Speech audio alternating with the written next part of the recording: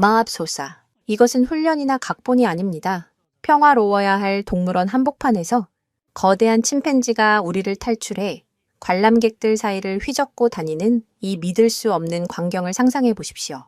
비명과 공포가 뒤섞인 아수라장 속에서 숙련된 사육사들조차 속수무책으로 당하고 있습니다.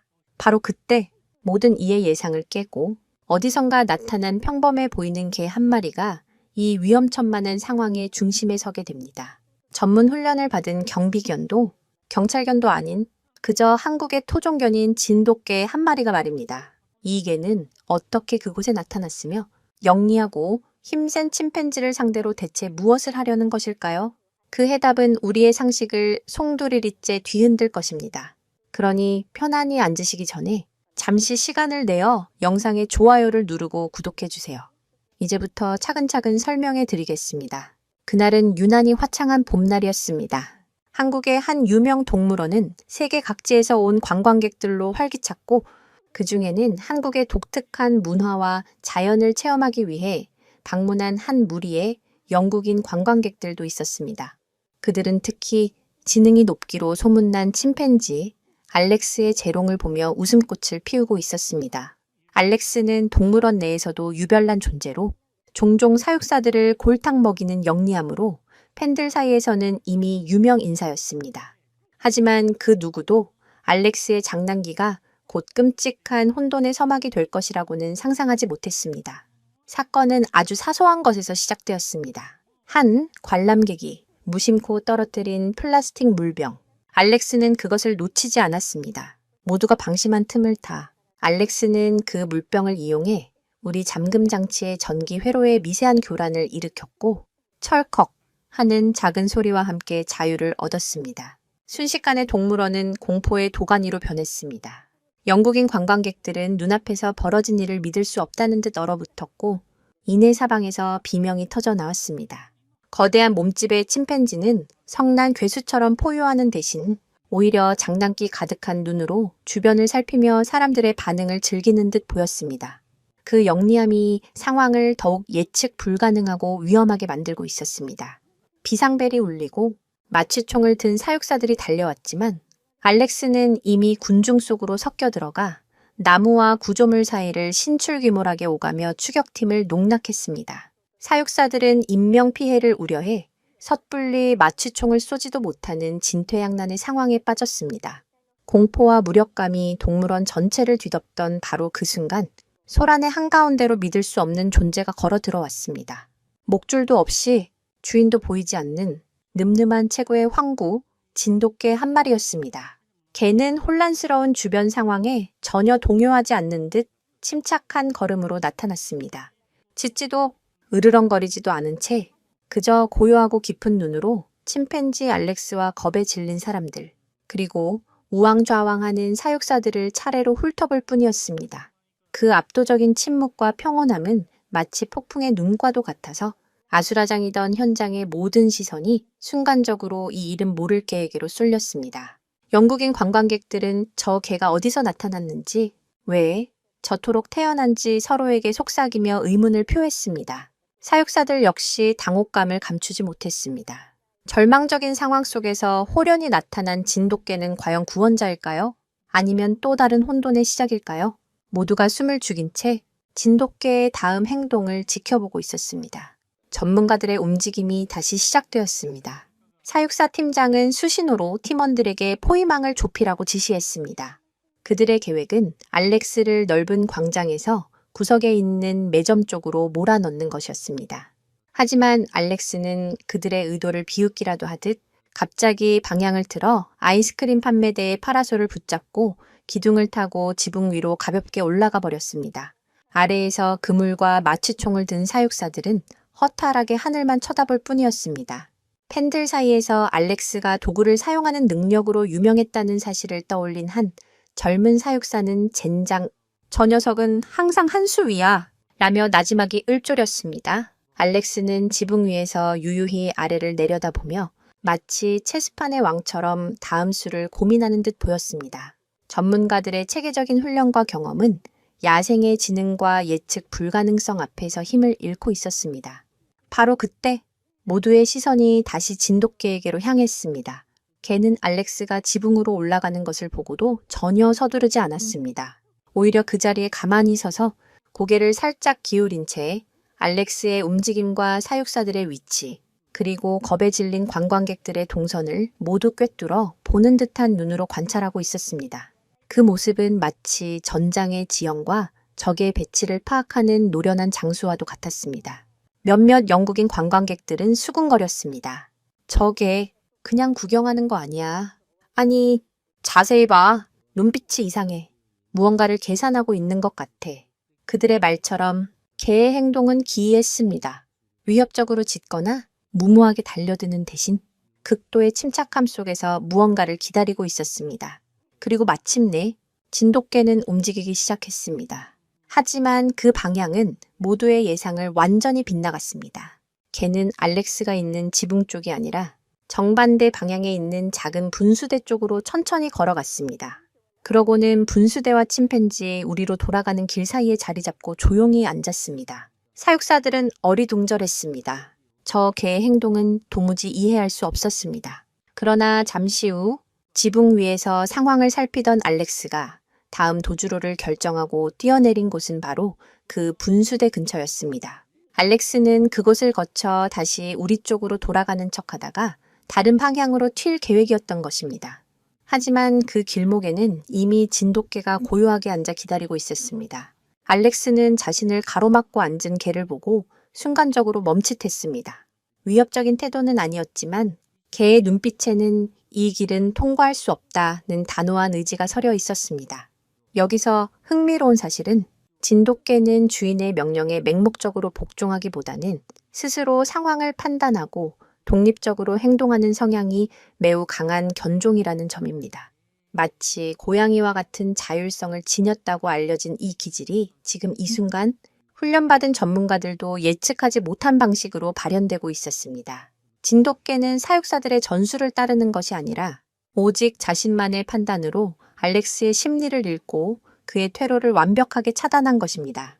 힘과 힘의 대결이 아닌 고도의 지능과 심리가 격돌하는 기묘한 대치 상황이 펼쳐지자 동물원의 소음은 점차 경외감 섞인 침묵으로 바뀌어갔습니다. 침팬지 알렉스와 진돗개 사이에는 눈에 보이지 않는 팽팽한 긴장감이 흘렀습니다. 힘에서는 비교도 되지 않을 정도로 알렉스가 우위에 있었지만 상황의 주도권은 이상하게도 조용히 앉아있는 개에게 있는 듯 했습니다. 동물원의 그 어떤 전문가도 그 어떤 훈련 교본도 이 상황을 설명할 수 없었습니다. 이것은 힘과 힘의 대결이 아니라 지능과 본능이 맞부딪히는 고도의 심리전이었습니다. 알렉스는 평생 자신이 가장 영리한 존재라고 믿어왔습니다. 사육사들을 속이고 복잡한 잠금 장치를 푸는 것은 그에게 짜릿한 지적 유희였습니다. 하지만 지금 그의 앞을 막아선 이 개는 달랐습니다. 두려워하지도 공격하지도 않으면서 오직 고요한 존재감만으로 자신의 모든 계획을 차단하고 있었습니다. 알렉스는 혼란스러웠습니다. 그는 상대를 떠보기 위해 일부러 몸을 크게 부풀리며 위협적인 소리를 냈습니다.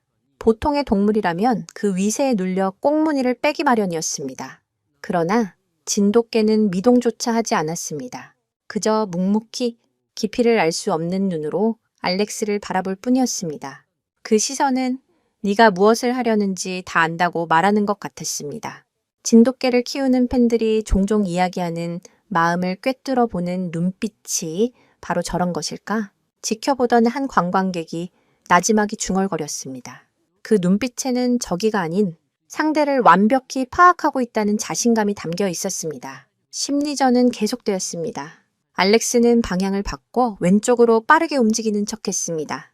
인간 사육사들이라면 그 속임수에 허둥지둥 반응했겠지만 진돗개는 달랐습니다. 알렉스가 움직이기도 전에 개는 이미 몸의 중심을 살짝 왼쪽으로 옮겨 그 경로를 예측하고 있었습니다. 이번엔 오른쪽으로 포효하며 달려들듯 몸을 날렸지만 이번에도 개는 그저 조용히 일어서서 몇 걸음만으로 길을 막아섰습니다. 그것은 마치 체스 마스터가 상대의 수를 몇 수 앞서 내다보고 미리 말을 옮겨놓는 것과 같았습니다. 사실 진돗개는 시각, 청각, 후각을 모두 동등하게 사용하여 사냥하는 몇 안 되는 삼중 감각 사냥꾼으로 알려져 있습니다. 이 독특한 기질 덕분에 진돗개는 상대의 미세한 근육 움직임, 숨소리, 체취의 변화만으로도 다음 행동을 거의 완벽하게 예측할 수 있는 초자연적인 수준의 상황 인식 능력을 발휘하고 있었습니다. 이 놀라운 광경을 지켜보던 사육사들은 입을 다물지 못했습니다. 그들은 깨달았습니다. 진돗개가 단순히 길을 막고 있는 것이 아니라는 사실을 말입니다. 개는 알렉스가 갈 수 있는 모든 퇴로를 차례차례 차단하면서 단 하나의 길만을 열어두고 있었습니다. 그 길은 바로 알렉스가 처음 탈출했던 우리로 돌아가는 방향이었습니다.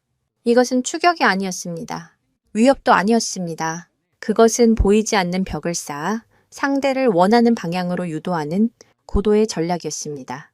훈련받지 않은 개가 야생의 영장류를 상대로 이토록 정교한 심리적 압박을 가하고 있다는 사실을 그 누구도 믿을 수 없었습니다. 장난기 넘치던 알렉스의 얼굴에서 처음으로 당혹감과 혼란의 빛이 역력해졌습니다.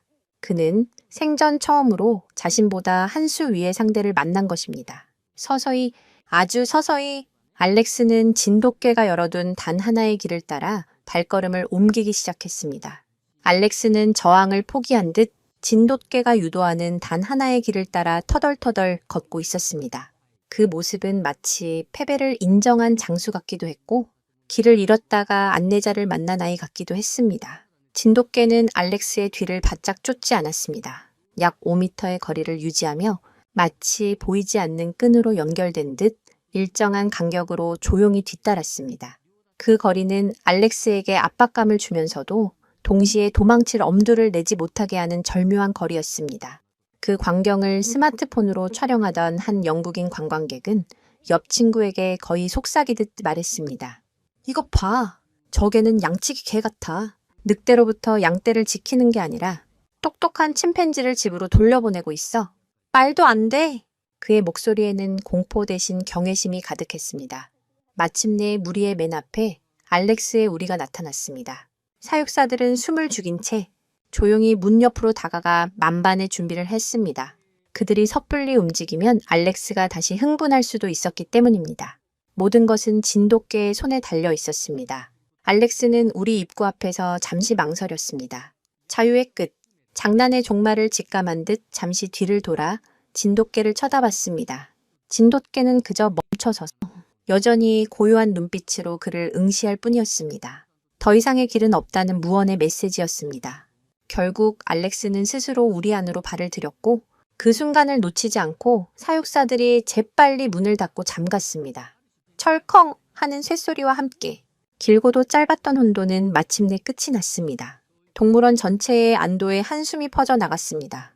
사람들은 그제야 긴장이 풀린 듯 서로를 부둥켜 안거나 주저앉았습니다. 모든 시선은 이제 영웅이 된 진돗개에게로 향했습니다. 박수와 환호를 보낼 준비가 되어 있었습니다. 하지만 걔는 그 모든 관심이 귀찮다는 듯 하품을 한번 크게 쩍 하더니 아무 일도 없었다는 듯 몸을 한번 털고는 유유히 발걸음을 돌렸습니다. 칭찬을 갈구하지도 주인을 찾지도 않고 그저 왔을 때처럼 조용하고 침착하게 인파 속으로 사라지려 했습니다. 이 모습은 지켜보던 이들에게 또 다른 충격을 안겨주었습니다. 진돗개의 행동은 보상을 위한 것이 아니라 마치 어지러워진 것을 바로잡는 것이 당연하다는 듯한 심오한 책임감에서 비롯된 것처럼 보였습니다. 영국인 관광객들은 넋을 잃은 채 그 개의 뒷모습을 바라보다가 황급히 사육사 팀장에게 달려갔습니다. 방금 그 개는 누구의 개인가요? 동물원에서 키우는 특수 훈련견입니까? 흥분한 그들의 질문에 팀장은 땀을 닦으며 고개를 저었습니다. 아닙니다. 저희도 저 개가 어디서 왔는지 전혀 모릅니다. 진돗개는 한 주인만 섬기는 것으로 유명한데 저 개는 마치 이 동물원 전체의 질서를 지키는 것을 자신의 임무로 삼은 것 같군요. 그의 대답은 의문을 해결해 주기는커녕 더 큰 신비감을 불어넣었습니다. 영국인 관광객들은 자신들이 찍은 영상을 돌려보며 경악을 금치 못했습니다. 그들의 카메라에는 전문가들이 실패한 위기 상황을 훈련받지 않은 개 한 마리가 오직 타고난 지능과 기품만으로 해결하는 믿을 수 없는 전 과정이 고스란히 담겨 있었습니다. 그들은 깨달았습니다. 자신들이 한국에서 목격한 것은 단순한 동물 해프닝이 아니라 살아있는 전설 그 자체였다는 것을. 그날 저녁 영국인 관광객이 떨리는 손으로 올린 영상은 인터넷이라는 거대한 바다에 던져진 작은 조약돌과 같았지만 그 파장은 상상을 초월하는 쓰나미가 되어 전 세계로 퍼져나갔습니다. 훈련받지 않은 개, 탈출한 침팬지를 제압하다라는 단순한 제목의 영상은 몇 시간 만에 수백만 뷰를 돌파했습니다. 사람들은 처음에는 조작된 영상이거나 잘 짜인 쇼일 것이라고 의심했지만 영상 속 사육사들의 당황한 표정과 관광객들의 생생한 비명은 그것이 100% 실제 상황임을 증명했습니다. 영상은 순식간에 BBC, CNN 등 세계 유수의 언론사 메인 뉴스를 장식했고 소셜미디어는 진돗개 영웅에 대한 이야기로 도배되었습니다. 전 세계의 반응은 충격과 경의 그 자체였습니다. 미국 네티즌들은 우리 집 셰퍼드도 저렇게는 못할 텐데 저게는 마치 네이비실 같다며 혀를 내둘렀고 독일에서는 힘이 아닌 지성으로 문제를 해결하는 완벽한 리더십이라며 분석적인 평을 내놓았습니다. 특히 침팬지의 지능을 잘 아는 사람들일수록 더욱 경악했습니다. 저명한 영장류학자 데이비드 필모어 박사는 한 인터뷰에서 침팬지는 자신보다 약하다고 판단되는 상대에게는 극도로 공격적이거나 무시하는 경향이 있다. 하지만 영상 속의 침팬지는 개에게서 위협이 아닌 존중해야 할 무언가를 느낀 것 같다. 이것은 동물 행동학의 교과서를 다시 써야 할지도 모르는 사건이라며 극도의 흥분을 감추지 못했습니다. 곧이어 전문가들의 열띤 토론이 벌어졌습니다. 일부 회의론자들은 우연의 일치일 뿐이다. 개가 우연히 침팬지의 길을 막았고 마침 침팬지가 지쳐서 우리로 돌아갈 타이밍이었을 뿐이라고 주장했습니다. 하지만 수많은 개 행동 전문가들은 고개를 저었습니다. 그들은 진돗개가 상대의 다음 수를 예측하며 움직이는 체스 마스터 같은 모습, 압박과 안정을 동시에 주는 절묘한 거리 유지, 그리고 무엇보다 보상을 바라지 않고 호련히 사라지는 기품 있는 태도를 지적하며 이것이 진돗개의 고유한 특성인 독립적 상황 판단 능력과 영역 수호 본능이 극적으로 발현된 사례라고 분석했습니다. 팬들은 이 이름 없는 영웅에게 침묵의 수호자 조용한 수호자라는 별명을 붙여주었고 그의 모든 움직임을 프레임 단위로 분석하기 시작했습니다. 심지어 한국의 일부 네티즌들 사이에서는 저 개는 평범한 개가 아니라 혼란을 바로잡기 위해 나타난 산신령의 현신이라는 신화적인 해석까지 등장하며 이 사건은 단순한 동물 해프닝을 넘어 하나의 문화 현상으로 번져나갔습니다. 전 세계는 이제 단 하나의 질문에 집중하고 있었습니다. 그 영웅은 대체 누구이며 지금 어디에 있는가? 온 세상이 이름 모를 영웅견의 행방을 찾으며 떠들썩하던 그날 밤, 동물원은 마침내 평온을 되찾았습니다. 소란의 흔적은 대부분 치워졌지만 공기 중에는 여전히 그날의 흥분과 기묘한 감동이 남아 있었습니다. 동물원 폐장 시간이 한참 지난 후 한 늙은 직원이 어두운 관람로를 따라 순찰을 돌고 있었습니다. 그는 30년 넘게 이 동물원에서 묵묵히 일해온 시설 관리인이었습니다. 그의 구분 등과 깊게 팬 주름은 그가 동물원과 함께 겪어온 세월을 말해주고 있었습니다. 그는 시끄러운 낮의 소동에 대해 들었지만 대수롭지 않게 여겼습니다. 그의 관심사는 오직 동물들이 편안히 잠자리에 들었는지, 시설에 문제는 없는지 뿐이었습니다. 순찰의 마지막 코스인 침팬지 우리 근처에 다다랐을 때 그는 익숙한 실루엣을 발견하고 걸음을 멈췄습니다. 그리고는 아주 다정하고 평범한 목소리로 나지막이 불렀습니다. 황구야, 또 어딜 그렇게 쏘다니다 이제 오냐? 그의 목소리에 어둠 속에서 낮에 그토록 모두가 찾던 바로 그 진돗개가 모습을 드러냈습니다. 침묵의 수호자라는 거창한 별명과는 어울리지 않게 개는 그저 꼬리를 살랑이며 노인의 다리에 머리를 부볐습니다. 세상의 모든 칭송과 관심이 쏟아졌던 영웅의 모습은 온데간데 없고 그저 하루의 산책을 마치고 주인에게 돌아온 평범한 개의 모습만이 남아 있었습니다. 노인은 개의 목덜미를 긁어주며 미소 지었습니다. 오늘따라 유난히 피곤해 보이는구나. 큰일이라도 치른 것처럼 그는 자신의 개가 방금 전 세계를 뒤흔든 사건의 중심에 있었다는 사실을 전혀 알지 못했습니다. 바로 그 순간이었습니다. 동물원 정문 쪽에서 여러 대의 차량이 멈춰 서는 소리와 함께 부산스러운 사람들의 목소리가 들려왔습니다. 방송국 로고가 박힌 카메라와 마이크를 든 기자들, 그리고 동물원 관계자들이 무언가 결정적인 단서를 찾은 듯 황급히 이쪽으로 다가오고 있었습니다. 그들의 손전등 불빛이 어둠을 가르며 노인과 개의 조용한 세상을 침범하기 시작했습니다. 노인은 무슨 영문인지 몰라 어리둥절한 표정으로 불빛을 향해 고개를 들었고 황구는 다가오는 낯선 이들의 기척에 경계하며 나지막이 으르렁거렸습니다. 맙소사. 저것은 단순한 눈덩이가 아니었습니다. 해발 4, 공갱경미터가 넘는 히말라야의 혹독한 산맥, 숨쉬기조차 힘든 희박한 공기와 살을 내는 바람만이 존재하는 그곳에서 새하얀 눈과 얼음으로 뒤덮인 풍경 속에 아주 작은 움직임이 포착되었습니다. 그것은 마치 회색빛 손뭉치처럼 보였지만 가까이 다가갈수록 형체는 더욱 분명해졌습니다. 이것은 단순한 동물이 아니었습니다. 어미를 잃고 홀로 남아 필사적으로 온기를 찾고 있는 멸종위기 최상위 등급인 아기 설표였습니다. 그런데 이 작은 생명을 발견한 사람은 현지 셰르파도 전문 산악 구조대원도 아니었습니다. 바로 개인적인 등반을 위해 이곳을 찾았던 한국인 수의사 김민준 씨였죠. 이 기적과도 같은 만남은 어떻게 한 생명의 운명을 송두리째 바꾸고 수천 킬로미터 떨어진 한국의 한적한 시골 마을까지 이어지게 되었을까요? 새끼 설표는 어쩌다 혼자 남겨졌으며 이제 그의 운명은 어떻게 되는 걸까요? 다 편하게 보기 전에 잠깐 시간을 내서 좋아요와 구독 부탁드려요. 이제부터 천천히 자세히 설명해 드릴게요. 김민준 씨는 처음에 자신의 눈을 의심했습니다. 몇 시간째 이어진 고된 산행으로 인한 환각이라고 생각했죠. 히말라야의 척박한 환경에서 생명체를, 그것도 산의 유령이라 불릴 만큼 보기 힘든 설표의 새끼를 만난다는 것은 거의 불가능에 가까운 일이었기 때문입니다. 팬들이라면 잘 알겠지만 설표의 보호색은 완벽 그 자체여서 숙련된 추적자들조차 몇 주간의 잠복 끝에 겨우 먼 발치에서 실루엣을 포착하는 것이 전부일 때가 많습니다. 하지만 그의 발밑에서 가늘게 떨고 있는 것은 분명 살아있는 생명체였습니다. 처음에는 털이 수북한 이상한 모양의 돌이라고 생각했을 정도로 미동조차 없었지만 그가 다가가자 희미한 신음소리가 들려왔습니다. 새끼는 태어난 지 몇 주밖에 되지 않아 보였고 이미 저천증으로 사경을 헤매고 있었습니다. 주변 어디에도 어미의 흔적은 없었습니다. 밀렵꾼에게 희생되었거나 험준한 지형에서 실족했을 가능성이 높았죠. 수의사로서의 본능이 그의 몸을 움직였습니다. 그는 망설일 틈도 없이 자신의 천으로 새끼를 녹이기 시작했습니다. 등반을 위해 챙겨왔던 보온 담요로 새끼를 감싸고 뜨거운 물을 담은 물병을 조심스럽게 옆에 놓아주었습니다. 새끼는 너무 약해. 젖을 빨 기력조차 없었습니다. 김민준 씨는 휴대용 주사기에 비상용 포도당 용액을 넣어 조심스럽게 입가에 흘려주었습니다.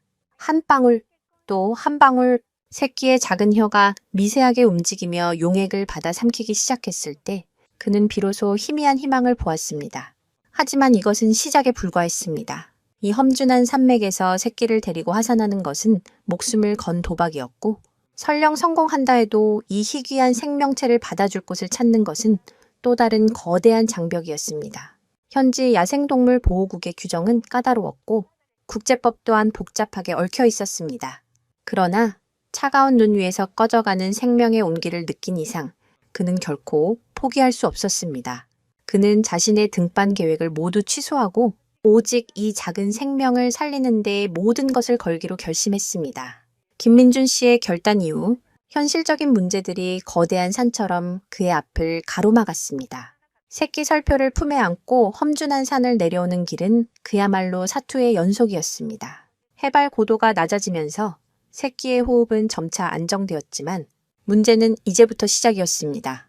현지 당국에 이 사실을 알리자 반응은 냉담하고 회의적이었습니다.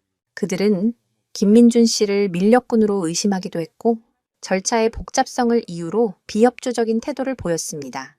팬들이라면 궁금해할 부분인데 사실 멸종 위기종, 특히 설표와 같은 최상위 포식자를 국경 밖으로 옮기는 것은 거의 불가능에 가까운 일입니다.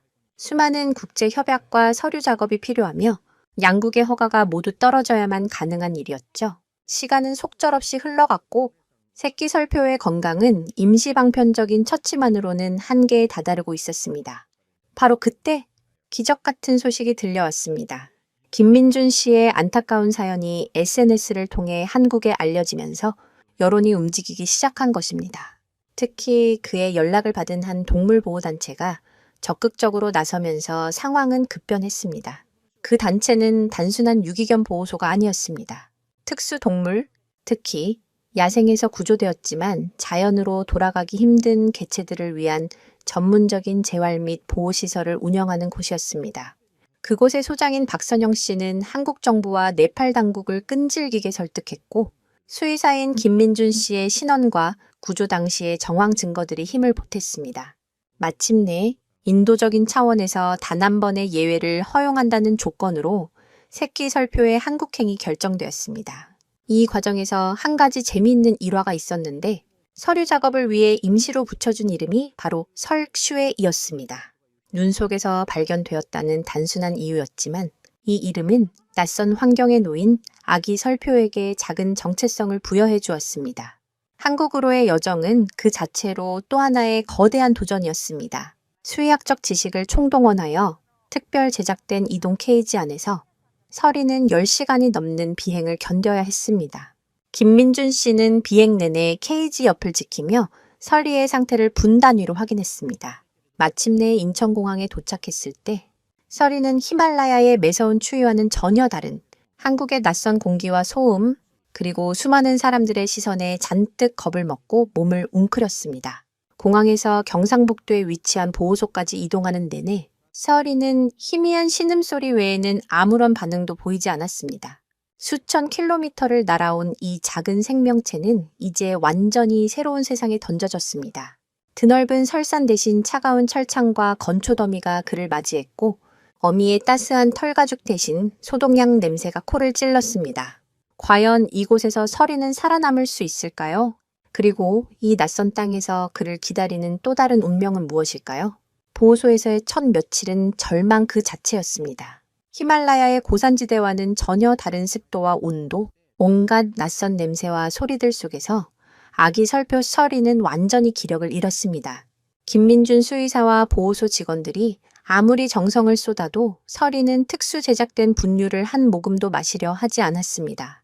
그저 케이지 구석에 웅크린 채 가끔 경계심 가득한 푸른 눈으로 주위를 둘러볼 뿐이었습니다. 어미의 온기와 냄새, 심장 소리가 없는 환경에서 서리는 생애의 의지를 놓아버린 듯 보였습니다. 전문가들은 이대로 가다간 며칠을 넘기기 힘들 것이라고 비관적인 전망을 내놓았습니다. 바로 그때 박선영 소장이 최후의 수단을 떠올렸습니다. 그것은 매우 이례적이고 위험 부담이 큰 방법이었지만 동시에 유일한 희망이기도 했습니다. 바로 대리모를 붙여주는 것이었습니다. 그 주인공은 보호소의 터줏대감이자 모두의 사랑을 받는 진돗개, 복순이였습니다. 복순이는 평범한 개가 아니었습니다. 여러 번 새끼를 낳아 길러낸 베테랑 어미 개였으며 성품이 유독 온화하고 차분했습니다. 팬들이 특히 흥미로워하는 사실은 복순이가 과거에 어미를 잃은 아기 고라니에게 젖을 물려 키워낸 놀라운 이력을 가지고 있다는 점입니다. 종을 뛰어넘는 모성애를 이미 한번 증명해 보인 셈이었죠. 하지만 상대는 고라니가 아니었습니다. 다 자라면 최상의 포식자가 될 눈의 제왕, 설표였습니다. 아무리 아기라지만 복순이가 서리를 자신의 새끼로 받아들일지 혹은 서리가 복순이를 어미로 받아들일지는 아무도 장담할 수 없었습니다. 오히려 서로를 공격하여 끔찍한 사고로 이어질 수도 있는 위험천만한 시도였습니다. 모두가 숨을 죽인 채 직원들은 조심스럽게 서리를 복순이의 우리 안으로 옮겼습니다. 복순이는 처음 본 회색 손뭉치 같은 생명체에 잠시 어리둥절한 듯했지만 이내 경계심 없이 다가가 냄새를 맡기 시작했습니다. 잔뜩 겁을 먹은 서리는 본능적으로 몸을 부풀리며 하악거리는 위협 소리를 냈습니다. 바로 그 순간 지켜보던 모두의 심장이 멎는 듯했습니다. 그러나 복순이의 반응은 모두의 예상을 완전히 벗어났습니다. 복순이는 위협적인 소리에도 아랑곳하지 않고 오히려 걱정스럽다는 듯 낑낑거리는 소리를 내며 서리의 주변을 맴돌았습니다. 여기서 아주 기이한 장면이 연출되었는데 복순이는 마치 괜찮아, 아가야라고 말하는 것처럼 자신의 부드러운 혀로 서리의 털을 핥아주기 시작했습니다. 어미가 새끼의 털을 고르며 안정시키는 바로 그 행동이었습니다. 어미의 채취와 전혀 다른 냄새, 다른 종의 따스한 혀의 감촉에 서리는 처음에는 발버둥 쳤지만 이내 복순이의 끊임없는 온기와 부드러운 몸짓에 조금씩 경계를 풀기 시작했습니다. 그리고 마침내 기적 같은 일이 일어났습니다. 서리가 복순이의 젖을 찾아 파고들기 시작한 것입니다. 복순이의 젖을 빨기 시작한 서리의 모습은 보호소 직원들에게 단순한 생존의 신호 그 이상이었습니다. 그것은 종과 언어, 그리고 본능의 벽을 뛰어넘은 순수한 모성애가 만들어낸 기적이었습니다. 그날 이후 복순이는 서리를 완벽하게 자신의 새끼로 품었습니다. 마치 자신이 낳은 강아지들을 돌보듯 복순이는 헌신적으로 서리를 보살폈습니다. 젖을 먹인 후에는 꼼꼼하게 혀로 핥아 배변을 유도했고 잠을 잘 때는 자신의 몸으로 서리를 감싸 천을 유지해 주었습니다. 히말라야의 매서운 바람 속에서 홀로 떨던 아기 설표는 이제 지구 반대편에 있는 진돗개의 따스한 품속에서 안정을 되찾았습니다. 세월이 역시 복순이를 완전한 어미로 받아들였습니다. 복순이가 곁을 떠나면 불안한 울음소리를 냈고 복순이의 냄새가 벤 담요 위에서만 잠이 들었습니다. 시간이 흐르면서 서리는 무럭무럭 자라났습니다. 복순이의 영양가 높은 젖과 직원들이 공급하는 특수 이유식을 먹으며 비실거리던 아기 설표는 어느새 장난기 가득한 개구쟁이로 변해갔습니다. 그리고 복순이의 교육은 계속되었습니다. 팬들이라면 이 대목을 가장 궁금해할 텐데 복순이는 서리에게 생존 기술이 아닌 함께 살아가는 사회성을 가르쳤습니다. 복순이는 자신의 다른 강아지 새끼들에게 그랬던 것처럼 입질이 너무 강하면 낮게 으르렁거려 힘 조절을 가르쳤고 놀이가 과격해지면 코로 툭 밀쳐내며 경계를 알려주었습니다. 서리는 고양이과 동물 특유의 날카로운 본능을 가졌지만 복순이의 일관된 교육 아래 점차 그 힘을 조절하는 법을 배워나갔습니다. 이 과정에서 한 가지 기묘하고도 사랑스러운 행동이 나타났는데 서리가 복순이의 행동을 어설프게 따라하기 시작한 것입니다. 꼬리를 살랑이는 강아지들처럼 굵고 긴 꼬리를 어색하게 흔들려고 노력하거나 복순이가 짖을 때 입을 벙긋거리며 비슷한 소리를 내려고 하는 모습은 직원들의 웃음을 자아냈습니다. 서리의 성장은 놀라웠습니다. 솜털 같던 털은 점차 두꺼워지며 설표 특유의 아름다운 장미 문양이 선명해졌고 푸른빛이 돌던 눈동자는 신비로운 회색빛으로 변해갔습니다. 이제 복순이의 젖만으로는 부족해져 잘게 썬 생고기를 먹기 시작했습니다. 하지만 식습관이 변해도 이들의 관계는 변치 않았습니다. 서리는 여전히 식사 후에는 복순이에게 다가가 얼굴을 비비며 애정을 표현했고 복순이는 그런 서리의 얼굴을 다정하게 핥아주었습니다. 그 모습은 영락없는 어미와 아들이었습니다. 그러나 서리의 몸집이 복순이와 거의 비슷해질 무렵 직원들은 미묘한 변화를 감지하기 시작했습니다. 서리의 장난은 점점 더 거칠어졌고 무심코 휘두른 앞발에 복순이가 깜짝 놀라 피하는 일이 잦아졌습니다. 날카로운 발톱은 복순이의 가르침대로 숨기는 법을 배웠지만 그 안에 숨겨진 힘은 개와는 차원이 달랐습니다. 서리는 이제 복순이가 오를 수 없는 높은 횃대를 단숨에 뛰어오르며 아래를 내려다보곤 했습니다. 그 눈빛에는 더 이상 어미에게 의지하는 아기의 모습이 아니었습니다.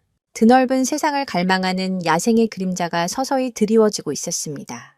복순이가 오를 수 없는 높은 곳에서 아래를 내려다보는 서리의 모습은 더 이상 귀여운 재롱이 아니었습니다. 그것은 포식자의 본능, 즉 더 넓은 영역을 확보하고 자신의 위치를 확인하려는 야생의 습성이 발현되는 명백한 신호였습니다. 서리의 성장은 보호소의 자랑이자 동시에 깊은 고민의 시작이었습니다. 이제 1년이 넘게 자란 서리는 다 큰 암컷, 진돗개 복순이보다 훨씬 더 크고 육중해졌습니다. 두껍고 강력한 네 다리와 근육질의 몸, 그리고 한 번에 수미터를 도약할 수 있는 능력은 더 이상 어미개의 통제 아래에 있을 수 있는 수준이 아니었습니다. 복순이와의 장난은 여전히 애정이 넘쳤지만 그 힘의 차이는 아슬아슬한 긴장감을 자아냈습니다. 서리가 장난으로 툭 친 앞발에 복순이가 비명을 지르며 나뒹구는 아찔한 순간이 발생하면서 직원들은 더 이상 이들의 동거를 방관할 수만은 없다는 사실을 깨달았습니다. 팬들이라면 가장 흥미롭게 여길 변화는 바로 사냥놀이의 형태였습니다. 예전에는 복순이의 꼬리를 쫓거나 공을 가지고 노는 수준이었다면 이제 서리는 보호소 위를 날아가는 새나 작은 벌레를 향해 완벽한 사냥 자세를 취했습니다. 몸을 땅에 바싹 붙이고 꼬리끝만 살짝 흔들며 아주 천천히 소리 없이 목표물에 접근하는 모습은 히말라야의 눈 덮인 바위 틈에 숨어 사냥감을 노리는 어엿한 야생 설표의 모습 그대로였습니다. 이따금씩 서리는 먹이로 받은 고기 조각을 물고 복순이가 닿지 않는 높은 횃대로 올라가 혼자 먹으려 했습니다. 그러다 이내 아래에서 애처롭게 자신을 올려다보는 복순이를 보고는 어쩔 줄 몰라 하며 고기를 물고 내려와 복순이 앞에 놓아주곤 했습니다. 야생의 독점욕과 복순이에게 배운 나눔이라는 사회성 사이에서 혼란스러워하는 이 기묘한 행동은 세월이가 처한 정체성의 혼란을 고스란히 보여주는 가슴 아픈 장면이었습니다. 김민준 수의사와 박선영 소장은 매일 밤 머리를 맞대고 서리의 미래를 의논했습니다. 서리는 너무 오랫동안 사람과 개의 손에 자라 야생으로 돌아갈 수 없었습니다. 히말라야 아예 혹독한 환경에서 사냥하는 법도 다른 설표와 소통하는 법도 배우지 못했습니다. 그렇다고 한국의 보호소에서 평생을 보내기엔 그의 야생성이 너무나도 강렬하게 꿈틀대고 있었습니다. 더 넓은 공간과 그에게 맞는 환경이 절실했지만 국내에는 마땅한 시설이 없었습니다. 시간은 서리의 편이 아니었습니다. 하루가 다르게 강해지는 서리의 힘은 사랑하는 어미 복순이에게조차 잠재적인 위협이 되고 있었습니다. 이별의 시간이 다가오고 있음을 모두가 직감했지만 누구도 먼저 그 말을 꺼내지 못했습니다. 종을 초월한 이 기적적인 사랑의 끝이 결국 가슴 아픈 이별이어야만 한다는 현실은 너무나도 가혹했습니다. 모두가 해결책 없는 고민에 빠져있던 어느 날, 사건은 예기치 못한 곳에서 터지고야 말았습니다. 늦은 밤, 보호소 전체에 날카로운 경보음이 울려 퍼졌습니다. 평소라면 깊은 잠에 빠져있을 시간이지만 그날따라 유독 불길한 예감에 잠을 설쳤던 박선영 소장은 심장이 철렁 내려앉는 것을 느끼며 뛰쳐나갔습니다. CCTV 화면에 잡힌 광경은 충격적이었습니다. 서리와 복순이의 우리에서 경보가 울리고 있었고 화면 속 서리는 평소와 전혀 다른 모습이었습니다. 극도로 흥분한 채 우리 안을 이리저리 날뛰고 있었고 그 앞에는 복순이가 잔뜩 겁에 질린 채 웅크리고 있었습니다. 어둠 속에서 번뜩이는 서리의 눈은 더 이상 복순이를 어미로 보는 눈이 아니었습니다. 그것은 영역을 침범한 낯선 존재를 향한 길들여지지 않은 포식자의 차가운 눈빛이었습니다. 박 소장은 떨리는 손으로 마취총을 움켜쥐었습니다.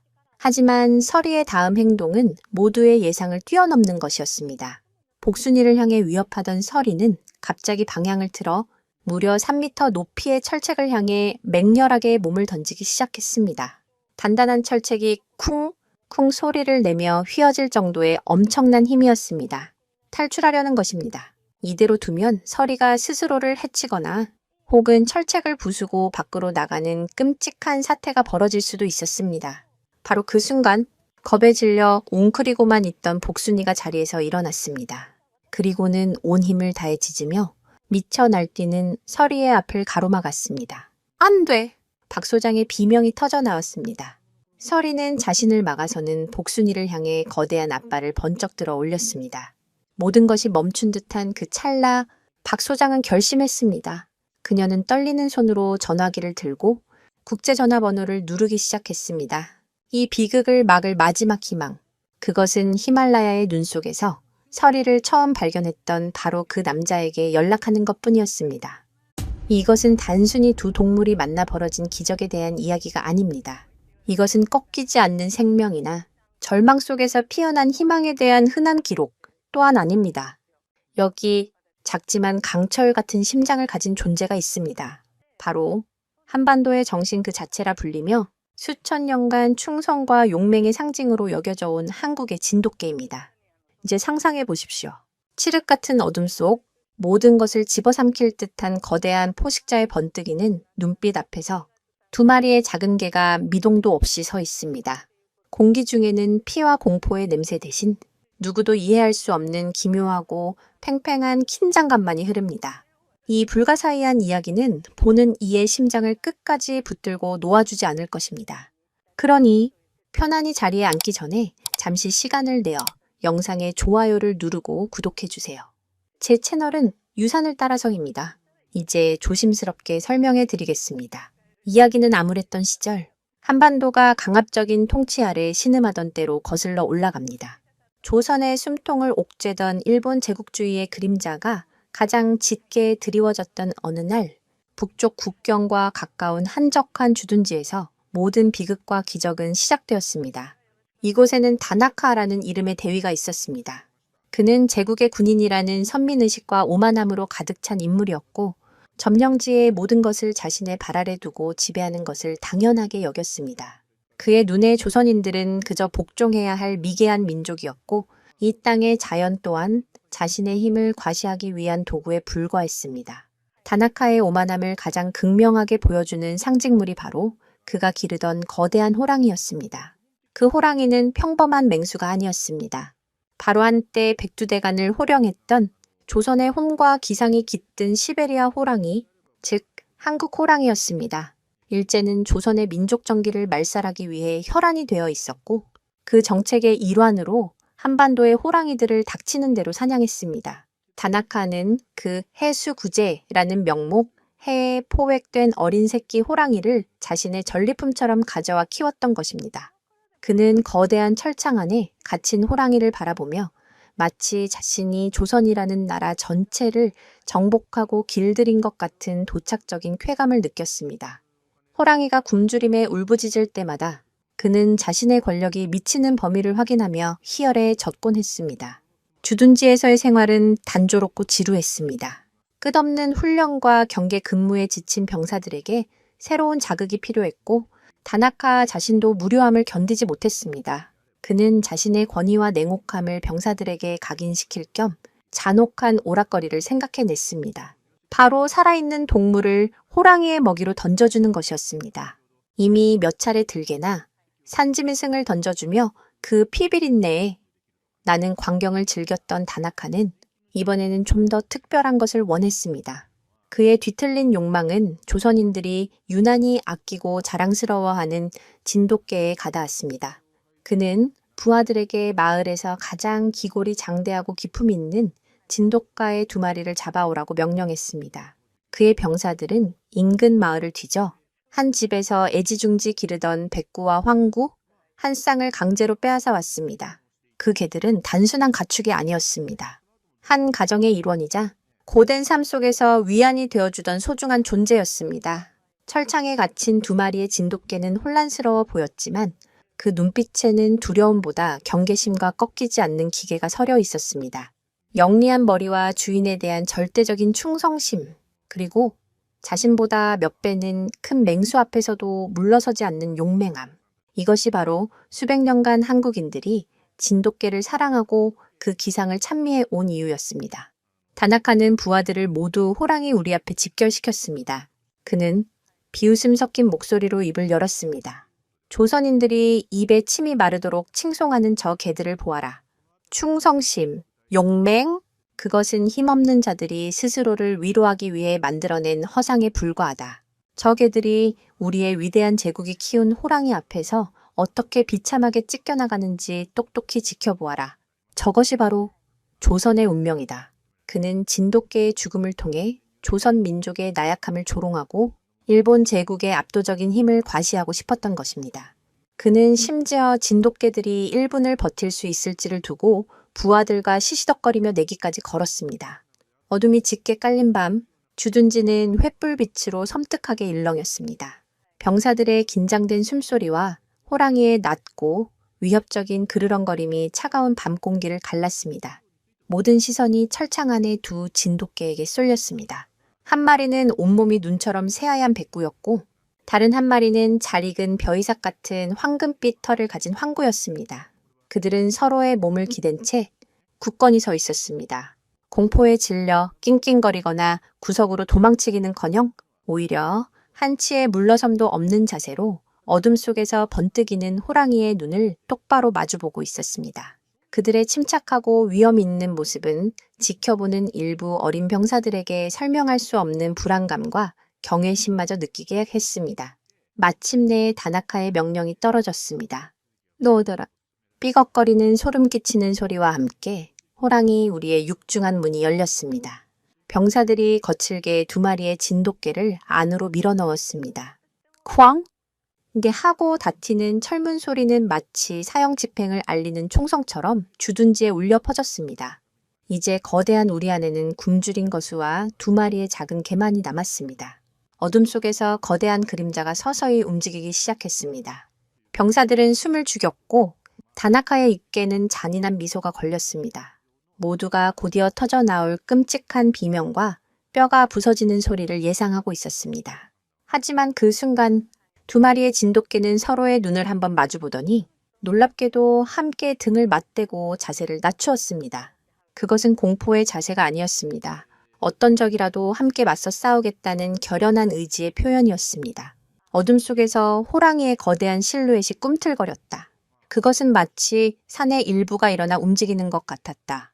며칠을 굶주린 맹수는 피 냄새를 맡고 본능적으로 움직이는 기계가 아니었다.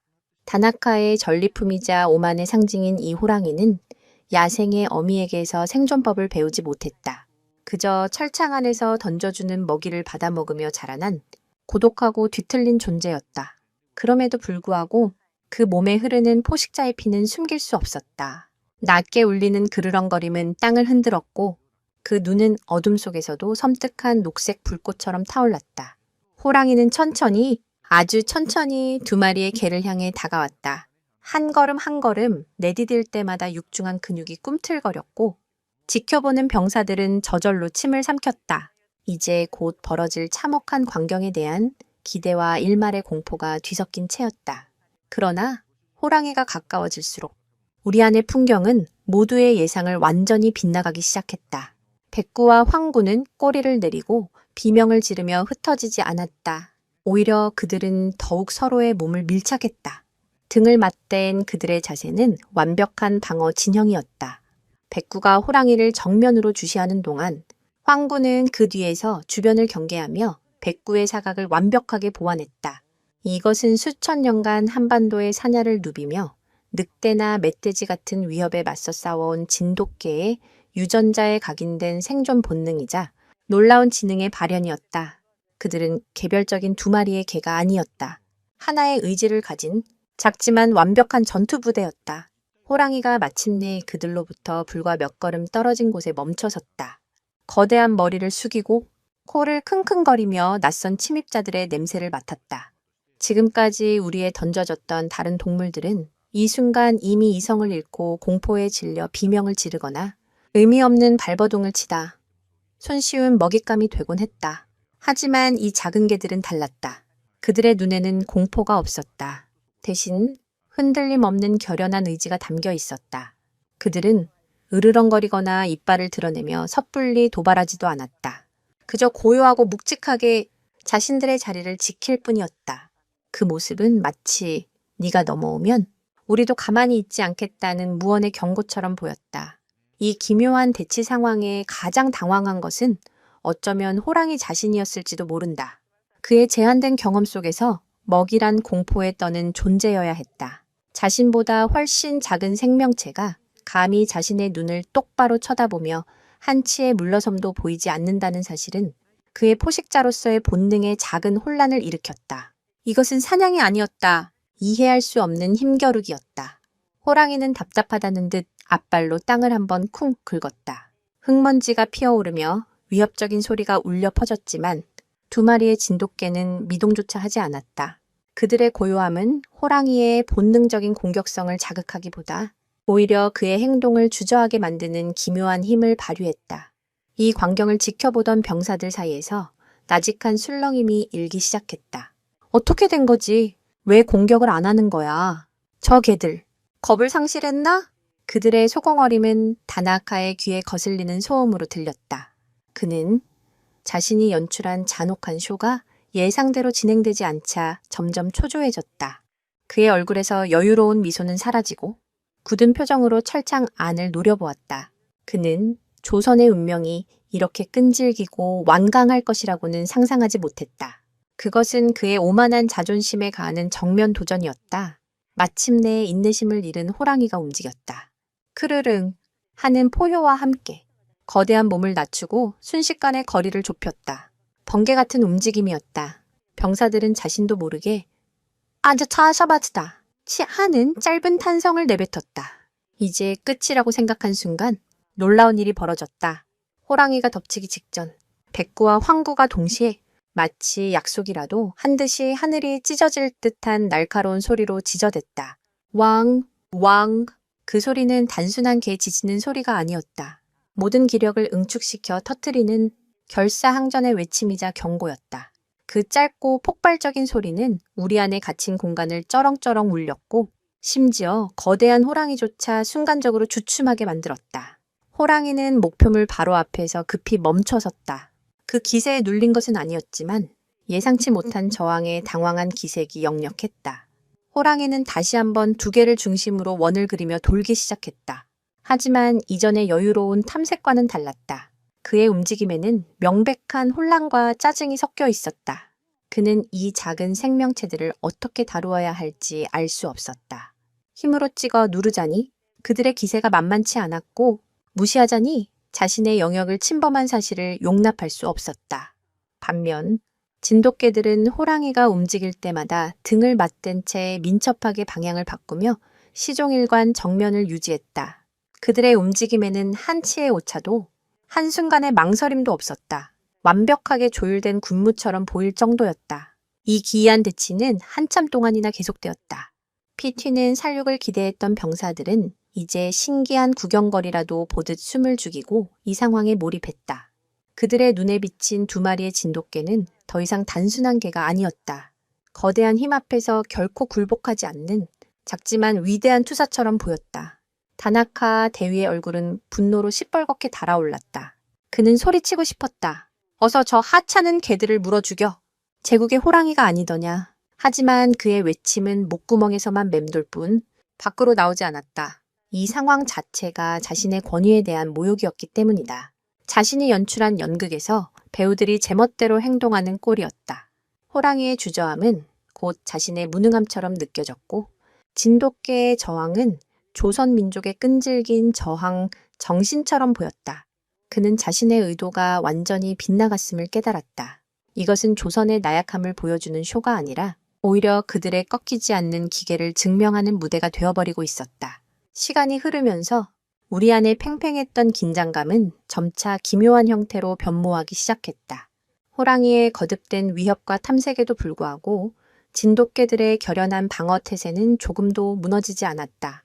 오히려 그들의 침착함은 굶주렸던 호랑이의 공격 본능을 서서히 마모시키는 듯했다.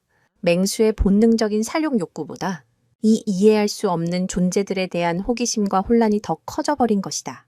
호랑이는 마침내 포효와 위협을 멈추고 두 마리의 개와 적당한 거리를 둔 채 우리 한쪽 구석에 자리를 잡고 앉았다. 마치 체스판에서 다음 수를 고민하는 선수처럼 그는 섣불리 움직이지 않고 상대를 관찰하기 시작했다. 이 예상치 못한 소강 상태에 지켜보던 병사들은 어리둥절했다. 잔혹한 구경거리는 끝나버렸고 이제 남은 것은 숨 막히는 정적뿐이었다. 다나카는 분노에 차 혀를 찼지만 이 상황을 어찌할 방도가 없었다. 호랑이를 강제로 움직이게 할 수도 없는 노릇이었다.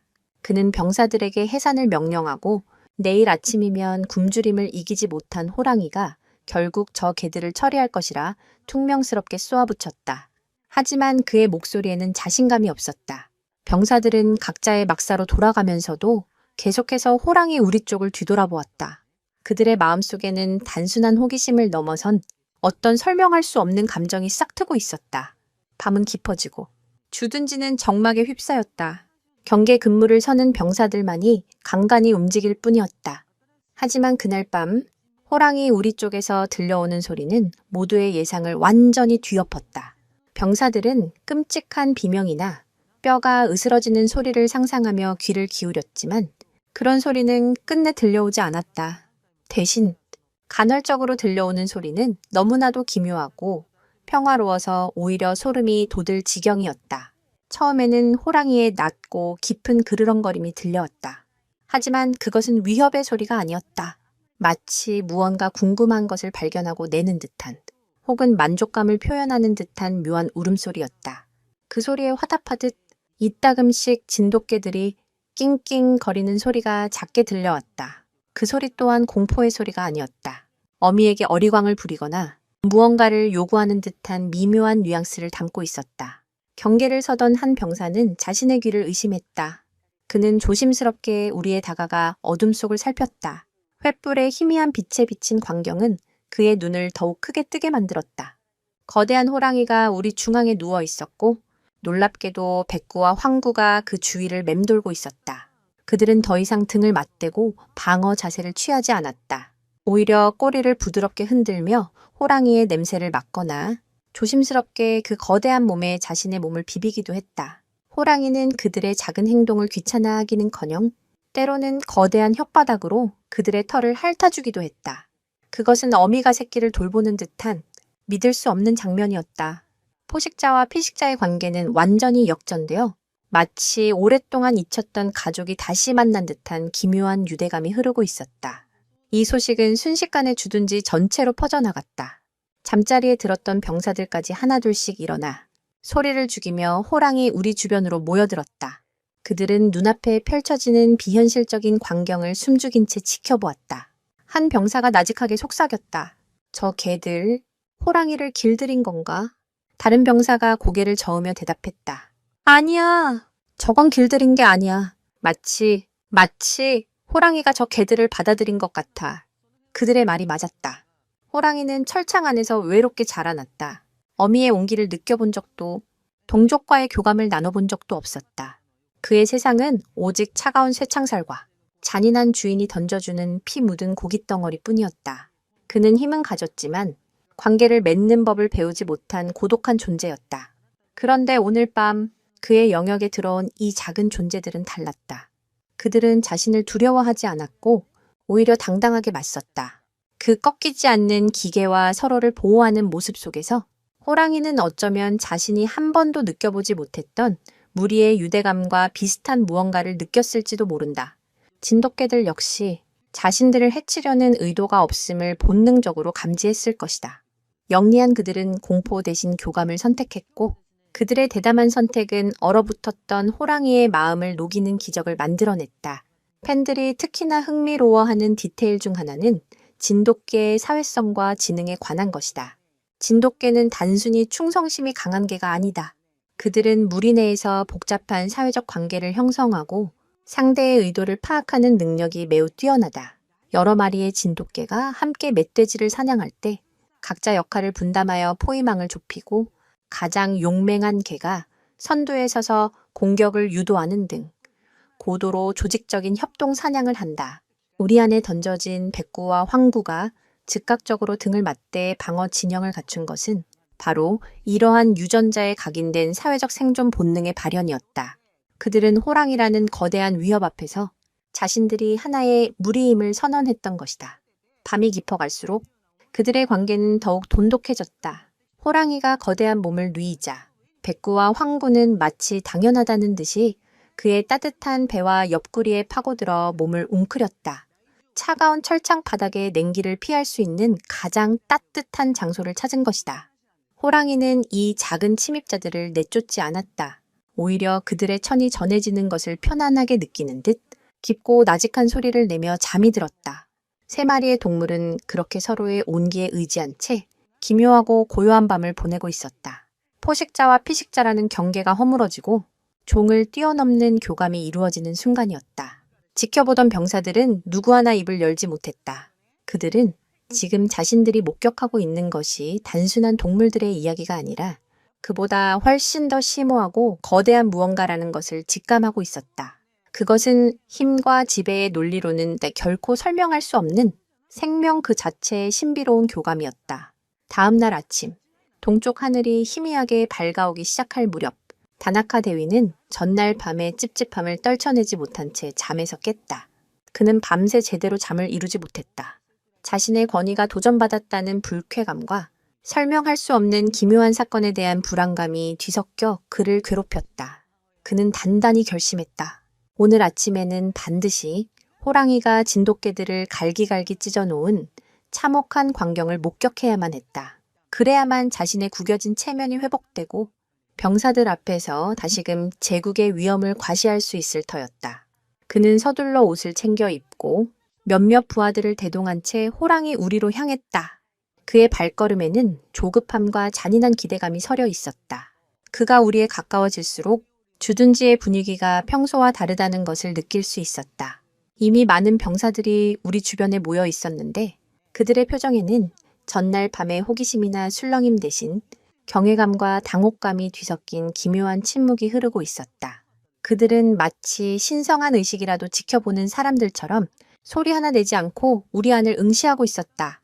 다나카는 불길한 예감에 휩싸였다. 모두 비켜라! 그는 병사들을 거칠게 밀치고 가장 앞자리로 나아갔다. 그리고 마침내 그의 눈에 우리 안의 풍경이 들어왔다. 그 순간 다나카는 자신의 눈을 의심했다.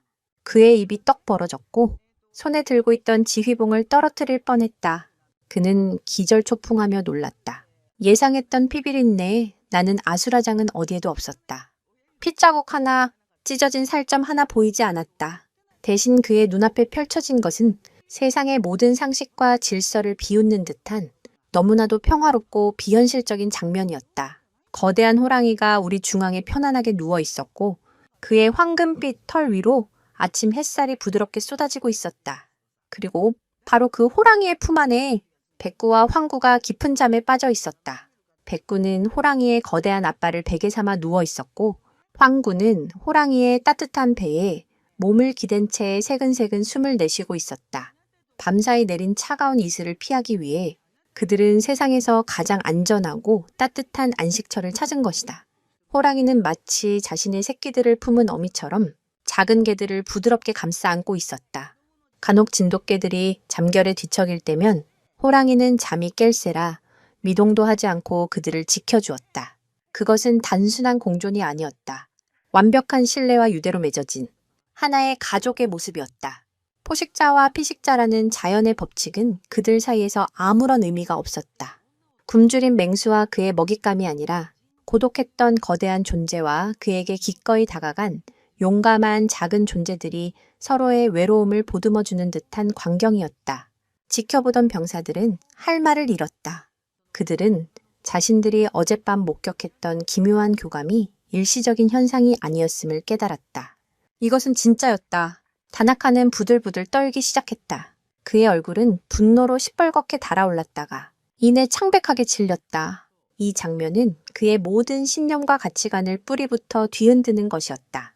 그는 힘과 폭력, 지배와 복종의 논리로 세상을 이해해왔다. 강한 자가 약한 자를 억압하고 지배하는 것은 당연한 이치라고 믿었다. 제국이 조선을 지배하는 것도, 자신이 이 호랑이를 소유하고 통제하는 것도, 호랑이가 저 미천한 개들을 먹어 치우는 것도 모두 같은 맥락의 자연스러운 질서라고 생각했다. 그러나 지금 그의 눈앞에 펼쳐진 광경은 그 모든 것을 부정하고 있었다. 힘의 논리가 통하지 않는, 이해할 수 없는 교감과 연대가 존재하고 있었다. 아이, 이게 어떻게 된 일이냐? 다나카가 마침내 목이 터져라 소리쳤다. 그의 고함 소리에 잠들어 있던 3마리의 동물이 동시에 눈을 떴다. 백구와 황구가 먼저 고개를 들고 주변을 경계했고 뒤이어 호랑이가 천천히 거대한 몸을 일으켰다. 그리고 다음 순간 병사들은 더욱 경악스러운 장면을 목격했다. 호랑이는 다나카를 향해 낮고 위협적인 경고의 소리를 냈다. 크르르릉. 그 소리는 평소의 굶주린 울음소리와는 차원이 달랐다. 그것은 명백히 자신의 가족을 지키려는 보호자의 분노였다. 호랑이는 백구와 황구를 자신의 등 뒤로 물러서게 한 뒤 마치 그들을 보호하려는 듯 앞을 가로막고 섰다. 이제 호랑이의 적은 굶주림이 아니라 자신의 새로운 가족을 위협하는 다나카 자신이었다. 이 믿을 수 없는 상황에 한 가지 기이한 이야기가 병사들 사이에서 퍼져나가기 시작했다. 그것은 오래전부터 이 지역에 전해져 내려오는 호랑이와 개에 얽힌 전설이었다. 옛날 옛적 깊은 산속에서 어미를 잃은 아기 호랑이가 굶어 죽어가고 있을 때 사냥꾼에게 쫓기던 한 진돗개가 그를 발견했다고 한다. 진돗개는 자신의 새끼들과 함께 아기 호랑이에게 젖을 물려 키웠고 그 호랑이는 자라서 산의 왕이 된 후에도 평생 동안 개들을 자신의 형제로 여기며 보호해 주었다는 이야기였다. 병사들은 그저 낡은 전설로만 치부했던 이야기가 지금 자신들의 눈앞에서 현실로 재현되고 있는 듯한 착각에 빠졌다. 다나카에게 이 모든 상황은 참을 수 없는 굴욕이었다. 자신이 조선의 상징을 꺾기 위해 데려온 호랑이가 이제는 조선의 상징인 진돗개를 보호하고 있다니. 이것은 단순한 실패가 아니었다.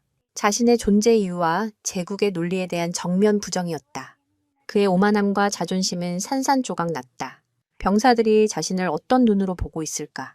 경애가 아닌 조롱과 동정의 눈빛으로 보고 있을 것이 분명했다.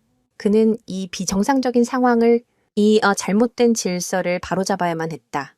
그의 이성은 분노에 잠식당하기 시작했고 그의 눈에는 섬뜩한 광기가 번뜩였다. 그는 더 이상 이 경악스러운 아침의 풍경을 지켜보고만 있을 수 없었다.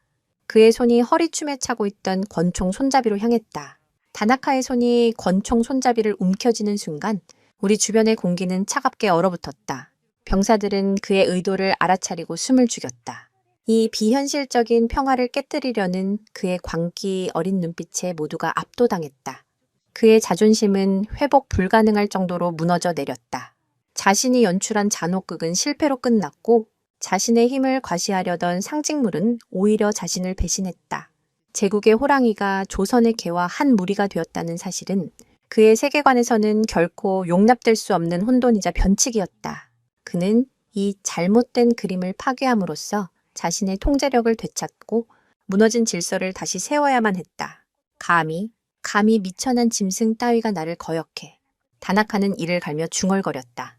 그의 분노는 더 이상 호랑이나 진돗개를 향한 것이 아니었다. 그것은 자신의 의도대로 흘러가지 않는 세상 전체에 대한, 그리고 자신의 무력함을 깨닫게 한 이 상황 자체에 대한 증오였다. 그는 천천히 권총을 뽑아들었다.